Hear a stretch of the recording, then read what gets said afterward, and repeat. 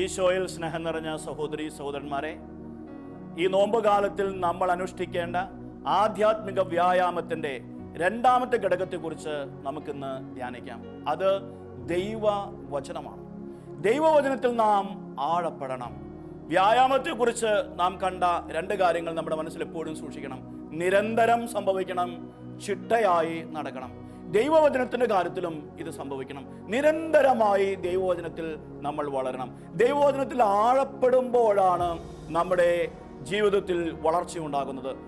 വിശുദ്ധ യോഹന്നാന്റെ സുവിശേഷം 15-ാം അധ്യായം 7-8 വചനങ്ങളിൽ ഈശോ ഇപ്രകാരം പറയുന്നു: നിങ്ങൾ എന്നിൽ വസിക്കുകയും എൻ്റെ വചനം നിങ്ങളിൽ നിലനിൽക്കുകയും ചെയ്താൽ നിങ്ങൾ എന്തു ചോദിച്ചാലും അത് നിങ്ങൾക്ക് ലഭിക്കും. വചനം നമ്മിൽ നിലനിൽക്കണം. ഒരിക്കൽ കേട്ടാൽ പോരാ, ഒരിക്കൽ ചിന്തിച്ചാൽ പോരാ, അത് നമ്മിലേക്ക് ആഴത്തിലിറങ്ങണം. അത് നമ്മിൽ നിലനിൽക്കണം. അതൊരു ജീവിത ചര്യയായി മാറണം. അതൊരു തപസ്യയായി മാറണം. ദൈവവചനത്തോടുള്ള നമ്മുടെ ഭക്തിയും സ്നേഹവും നിരന്തരം വർദ്ധിച്ചു കൊണ്ടേയിരിക്കണം.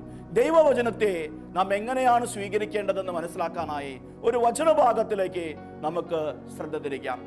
എസെക്കിയേലിന്റെ പുസ്തകം 3-ാം അധ്യായം 1 മുതൽ 3 വരെയുള്ള വചനങ്ങൾ.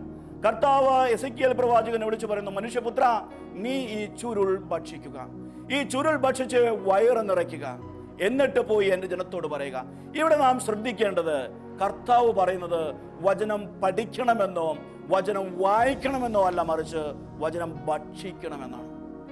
വാസ്തവത്തിൽ കർത്താവ് ഉദ്ദേശിച്ചത് വചനം കൊണ്ട് പ്രവാചകൻ നിറയണമെന്നാണ്. പക്ഷെ ഉപയോഗിച്ചിരിക്കുന്ന വാക്ക് ഭക്ഷിക്കുക എന്നാണ്.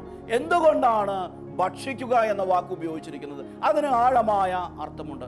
ഒന്നാമതായി, ഭക്ഷിക്കുന്ന സാധനം, ഭക്ഷിക്കുന്ന പദാർത്ഥങ്ങൾ നമ്മുടെ ജീവിതത്തിന്റെ ഭാഗമായി മാറുന്നു, നമ്മുടെ ശരീരത്തിന് ഭാഗമായി മാറുന്നു. നമ്മൾ കേൾക്കുന്നത് ഒരുപക്ഷെ മറന്നുപോയേക്കാം, എന്നാൽ ഭക്ഷിക്കുന്നത് നമ്മുടെ ശരീരത്തിന്റെ ഭാഗമായി മാറുന്നു. വചനം നമ്മുടെ ജീവിതത്തിന്റെ ഭാഗമായി മാറണം. നാം വായിക്കുന്ന വചനം കൊണ്ട് നമ്മുടെ ശരീരത്തിലെ ഓരോ കോശവും നമ്മുടെ രക്തത്തിലെ ഓരോ തുള്ളിയും നിറയണം. വചനത്തിന്റെ ശക്തി കൊണ്ട് നാം മുഴുവൻ നിറയണം. ആ ശക്തി നമ്മുടെ ഉള്ളിൽ നമ്മൾ അനുഭവിക്കണം. അതുകൊണ്ടാണ് ഭക്ഷിക്കുക എന്ന് പറഞ്ഞിരിക്കുന്നത്. രണ്ടാമതായിട്ട്, ഭക്ഷിക്കുമ്പോഴാണ് യഥാർത്ഥ രുചി മനസ്സിലാക്കാൻ സാധിക്കുന്നത്.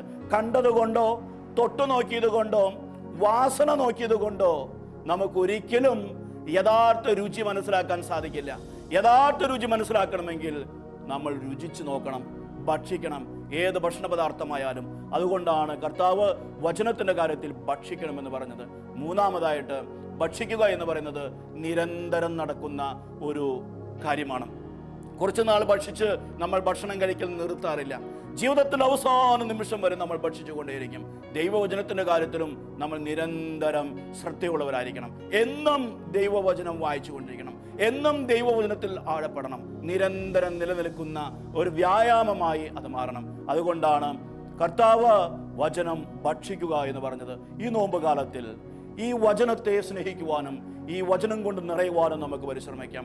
ഭക്ഷണം കഴിച്ച് ആ ഭക്ഷണത്തിന് ശക്തി കൊണ്ട് മനുഷ്യൻ ജീവിക്കുന്നത് പോലെ നിരന്തരം വചനം വായിച്ച് ആ വചനം കൊണ്ട് നിറഞ്ഞ് ആ വചനത്തിന്റെ ശക്തിയാൽ ജീവിക്കുന്നവരായി നമുക്ക് മാറാം. സർവശക്തനായ ദൈവം നമ്മെ സമൃദ്ധമായി അനുഗ്രഹിക്കട്ടെ.